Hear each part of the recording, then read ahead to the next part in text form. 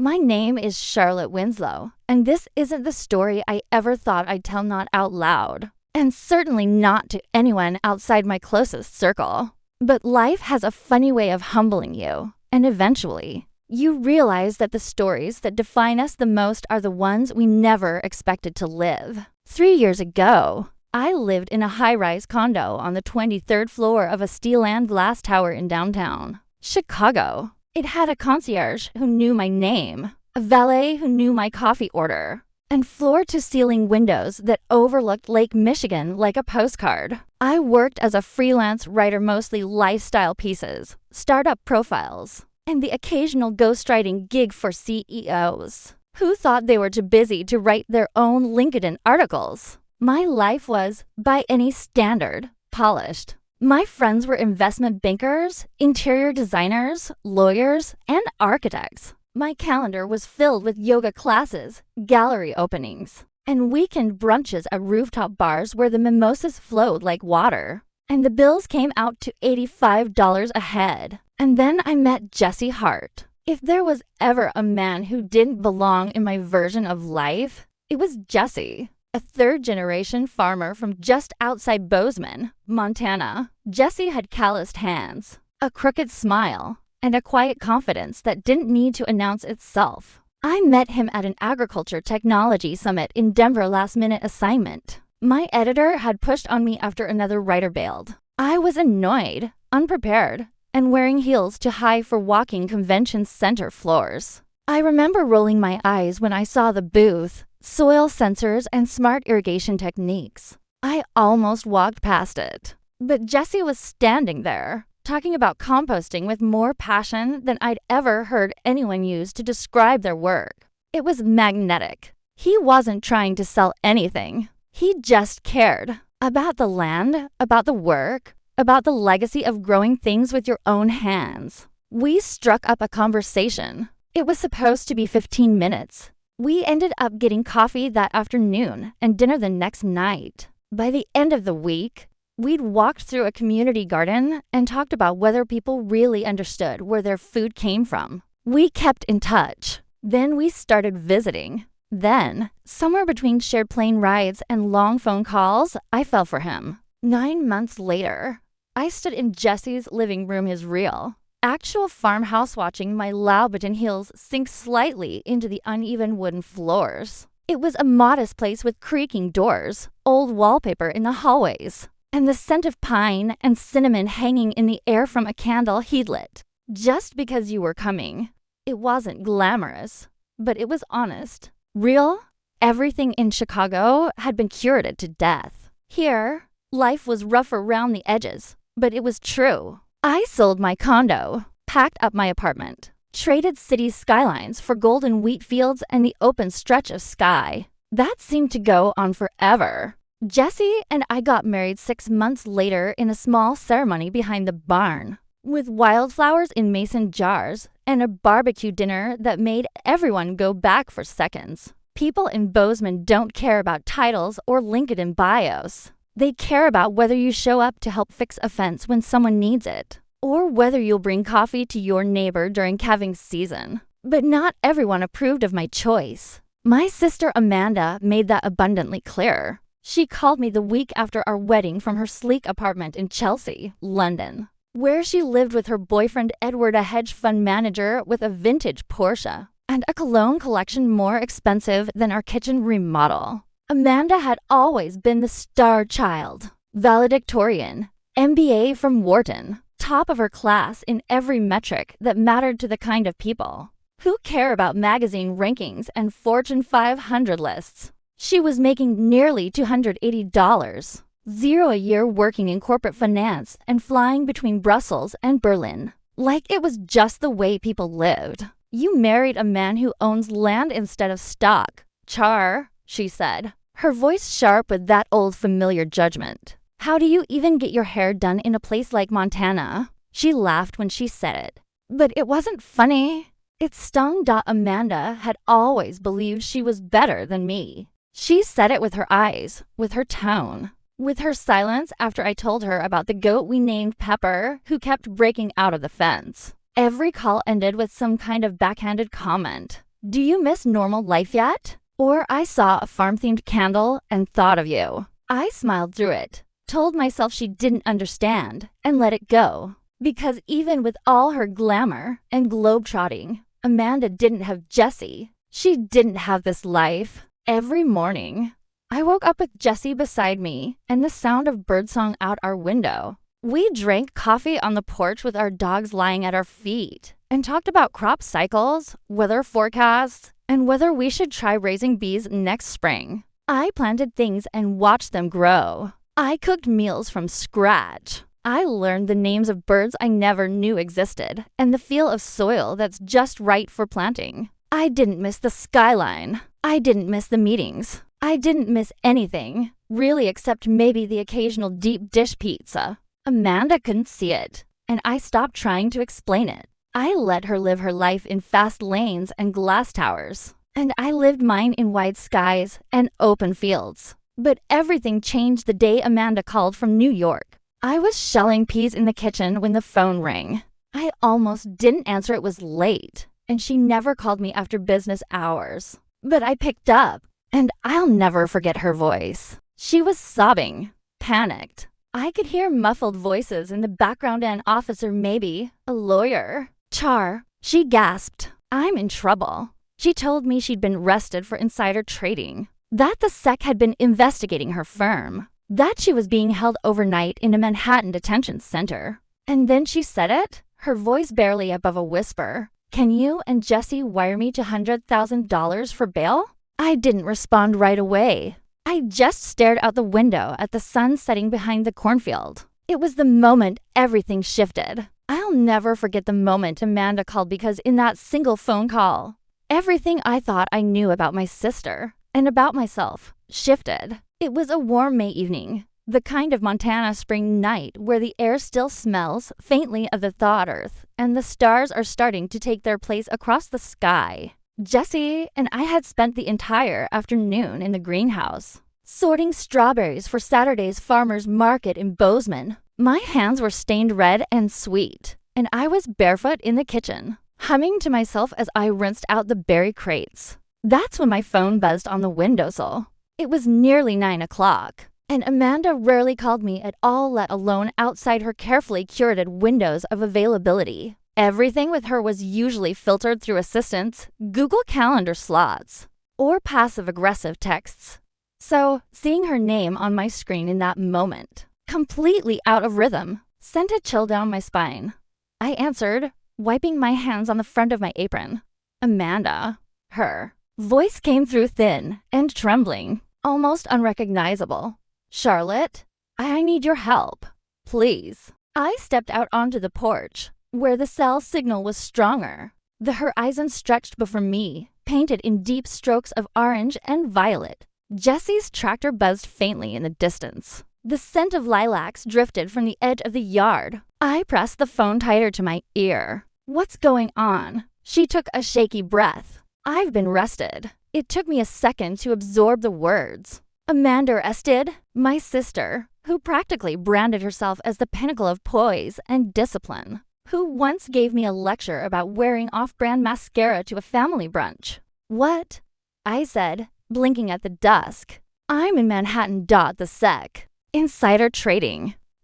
She stopped and sniffled. It's complicated. Someone shared information in a chat I was part of, and the trades were linked to my account. It's a misunderstanding, I swear. But they came to my office, Charlotte, in front of everyone. There was panic in her voice, not the kind of panic that came from bruised pride or embarrassment. Real, raw fear. I didn't know what to say, so I let her keep going. She spoke in frantic bursts, explaining that her employer had placed her on indefinite suspension, that Edward had needed space, and that she was waiting on her lawyer to finalize paperwork. But what really brought her to call me what pierced the self-made armor she wore? Like a second skin was this. They've set bail at $200,000. The words hit like a stone in my chest. I don't have the liquidity right now, she added quickly, as though I might assume she had that kind of money lying in a kitchen drawer.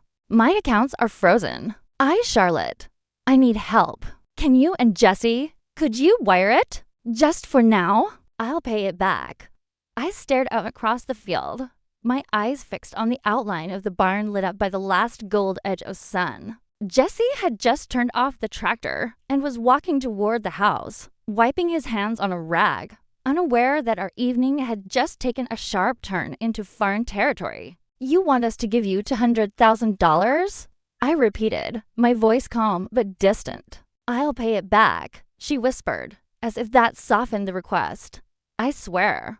Just please. I didn't know who else to call. And that's when it hit me she really didn't know who else to call. For all the dinner parties, the club memberships, the cocktail dresses that cost more than my annual grocery budget, none of her polished network was picking up the phone now. She didn't call Edward. She didn't call her partners at the firm. She didn't call anyone in her glossy world of appearances and connections. She called me. The same sister she once called a cautionary tale in overalls. I need to talk to Jessie, I said quietly. I'll call you back. She murmured something like okay, and the line went dead. I stood there for a while. The crickets had begun their nightly song, and the porch light hummed gently overhead. But the world around me felt quieter than usual, as if waiting for me to make a choice that mattered. I walked barefoot out into the field, following the trail Jesse had left. He was coiling a hose near the irrigation line, sweat still glistening along his collarbone. Even as the temperature dropped with the setting sun, he looked up as I approached, his brows pulling together at the sight of my face. It's Amanda, I said. She's been rested. He didn't respond, just waited. Jesse never rushed you. He gave you space until you found your own words. She's in Manhattan. Insider trading. The SEC came to her office. She's asking for bail money. I paused. 200 grand. He exhaled softly, rubbing his hands together. He didn't look shocked, just quiet, steady. Did she say what happened? She claims it wasn't her fault? Something about a group chat and trades linked to her account. I don't know, but she wants us to wire the money. Jesse leaned against the fence post, looking out over the wheat fields. The moonlight was rising now, casting silver shadows along the rows. She's still my sister, I said, though the words felt more like a question than a conviction. She is, he replied gently. But so is this land. That simple sentence said everything. We weren't sitting on piles of cash. We weren't building empires in boardrooms. But we had worked hard for everything. For this house, for the equipment, for every inch of tilled soil and harvested row. That money she was asking for wasn't extra. It was earmarked for a new irrigation system, a greenhouse expansion, and maybe, if we kept pushing, some better fencing to keep the goats from wandering into the orchard. Amanda saw it as pocket change. We saw it as years of sweat. I didn't cry that night. I didn't yell or storm or call her names. I just went back inside, washed my hands of strawberry juice, and stared at the plain wooden table Jesse built the first year we were married. My sister had once told me I had lowered myself, that I was wasting my potential, that marrying a farmer was a step backward. But now, when the world she'd built was falling apart, she came running back to the life she once mocked. And the truth was, I didn't want to say yes. Not this time. I didn't sleep that night.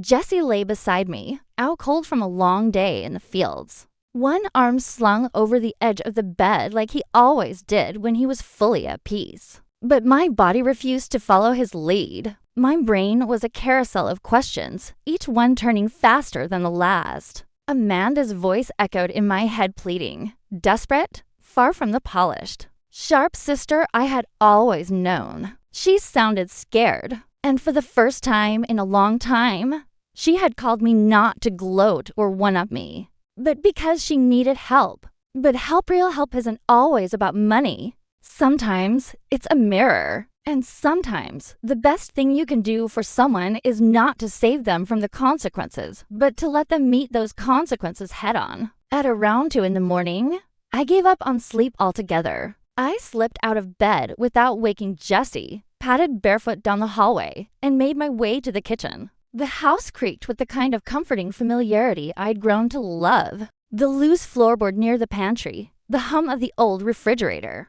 the wind rattling gently against the back door. I made a weak cup of chamomile, more for something to do with my hands than for the taste or effect. Then I sat down at the kitchen table, our table, hand-built by Jessie during our first winter together when money was tight, but time was plenty, and opened my laptop. I didn't open my banking app. I didn't look up lawyers or bail bond services. I opened a blank document and started to type. Not an email, not a message, a letter. The kind you don't send to get a response. The kind you write to set something down and walk away from it. Amanda, do you remember when we were kids, playing store in Mom's walk-in closet? You always made me be the cashier. You'd strut in with that plastic pink purse on your shoulder like you owned Fifth Avenue, trying on heels 3 sizes too big and pretending to buy imaginary perfume with Monopoly money. I never told you, but I hated being the cashier. I wanted to be the girl walking in. I wanted to pretend I was the one being seen. But I thought you deserved that spotlight more. You were always the one people said would make it big. You were the achiever, the planner, the one with internships at 15 and SAT prep books by your bedside instead of journals or novels. I admired you. Honestly, I worshipped you. For a while, anyway. And maybe that's where I went wrong, believing you had everything figured out and I was just fumbling my way through life. When I told you I was marrying Jessie, you made it sound like I had given up on myself. I still remember your exact words at the Christmas dinner 2 years ago. You held your wine glass like it was part of your anatomy, looked me in the eye, and said, 3 years. That's how long it'll take before you realize you made a mistake. You weren't joking. You meant it. And yet, here I am, 4 years in, still married, still here, still happy. Now you're the one calling from a detention center, asking for help, for $200,000. Amanda, I love you.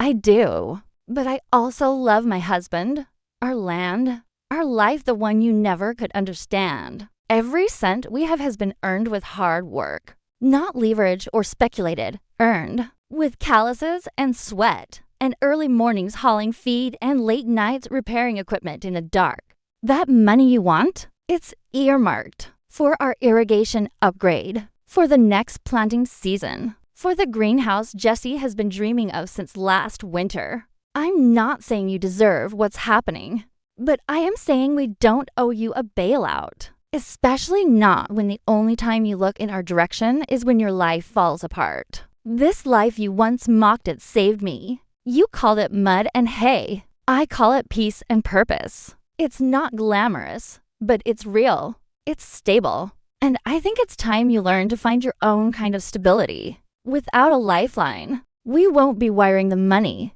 You'll have to find your way through this storm the same way we weathered ours, from the ground up. Charlotte, I stared at the screen for a long time after finishing it. Then I closed the laptop. I didn't hit print. I didn't save it to drafts. I didn't even email it to myself. The words were out of me, and that was enough. They didn't need to live anywhere else, but inside me, quietly filed under things I've made peace with. I turned off the porch light on my way back to bed and climbed in next to Jessie. He stirred slightly, then tucked his arm around me again without opening his eyes. And for the first time since Amanda called, I felt steady, rooted. The next morning, I waited until after breakfast to call her back. Jessie had already gone out to check the well pump. The dogs were lying by the kitchen door, warm and drowsy from the sun. I dialed Amanda's number and pressed the phone to my ear. She answered quickly. Char.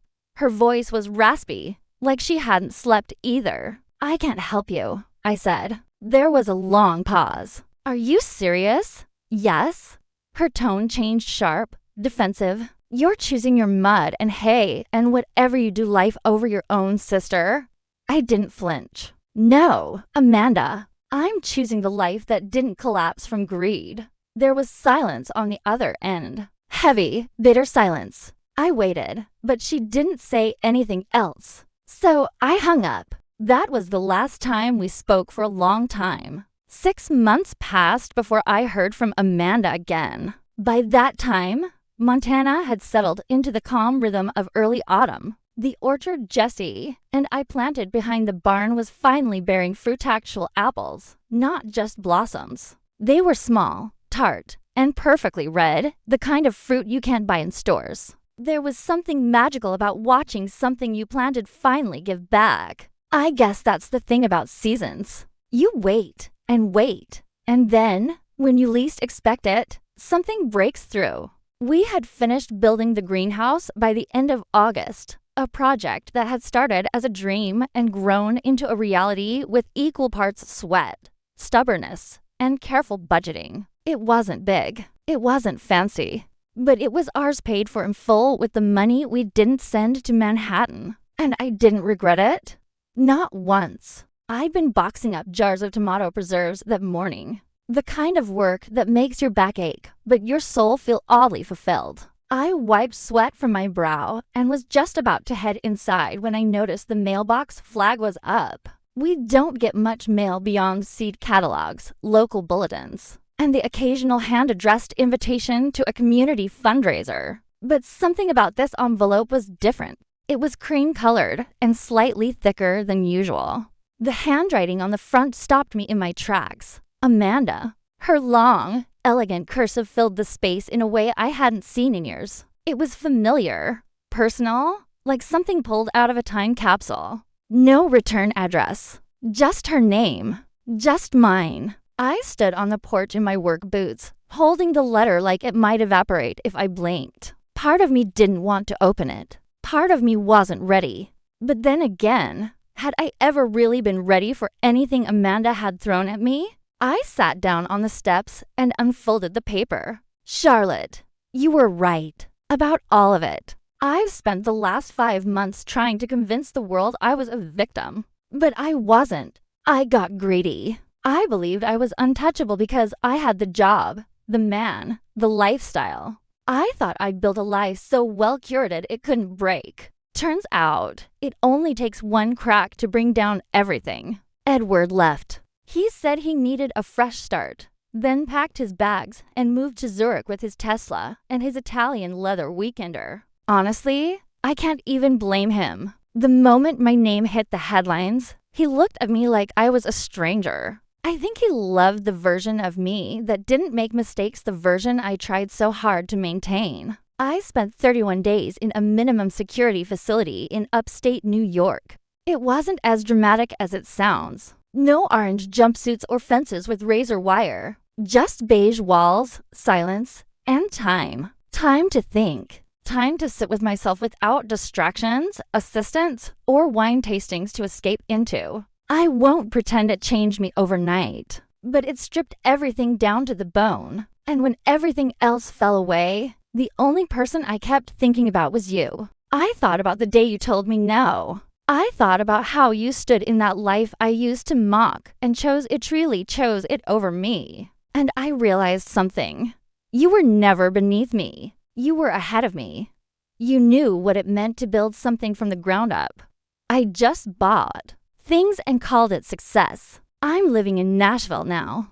Don't laugh, it's not quite the luxury condo life. It's a tiny flat over a coffee shop. I got a job at a nonprofit that helps families facing bankruptcy. I do bookkeeping. Nothing glamorous. Nothing worth bragging about at a networking mixer. But it feels solid. It feels like something real. I don't expect you to forgive me. I don't expect you to write back. But I want you to know I see you now. I see the life you built. I see why you chose it. And I'm sorry. Love, Amanda, I sat with that letter in my lap for a long time, not moving, not crying, just breathing. There were so many emotions woven through that page. Regret, humility, a flicker of hope. But what hit me the hardest was the honesty. Amanda had finally let the mask slip. For the first time in years, I felt like I wasn't talking to the version of her she showed the world. I was hearing from the little sister I used to stay up late with.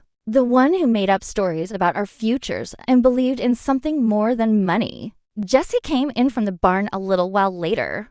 dust streaking his forearms, and that relaxed look on his face. That only comes from a good day's work. He saw the envelope in my hands and didn't have to ask. "She wrote you," he said. I nodded. He didn't press for details. He just sat beside me on the step and wrapped an arm around my shoulders, pressing a kiss to my temple. "Everything okay?" he asked softly. I smiled, a small, tired smile. "Yeah, I think something good finally grew out of all that mess." He chuckled. "Told you. The dirt knows what it's doing." That weekend, I wrote her back, not to scold or reopen wounds, just a simple letter. I told her I forgave her. I told her I was proud of her for starting over, even if it wasn't here in Montana. I told her that building something real no matter how small takes guts, and that I hoped she'd keep going, even when the world around her felt uncertain, especially then. Amanda and I will probably never be what we once were. There are cracks between us that won't ever fully smooth over. But maybe that's okay. Maybe that's what growing up really is, learning how to love people not in spite of their flaws, but alongside them. Sometimes family doesn't mean saving someone every time they fall. Sometimes it means letting them fall and be there when they stand back up. Out here, in this quiet, open land with Jesse, life is simple. It's not filled with spotlights or magazine spreads. There are no applause breaks or golden trophies. But it's earned, it's honest. And every time I walk through our greenhouse or bite into one of our crooked, perfect apples, I'm reminded why I chose this path. I never needed the skyline. I just needed roots. Even if my sister had to fall to see, the value in them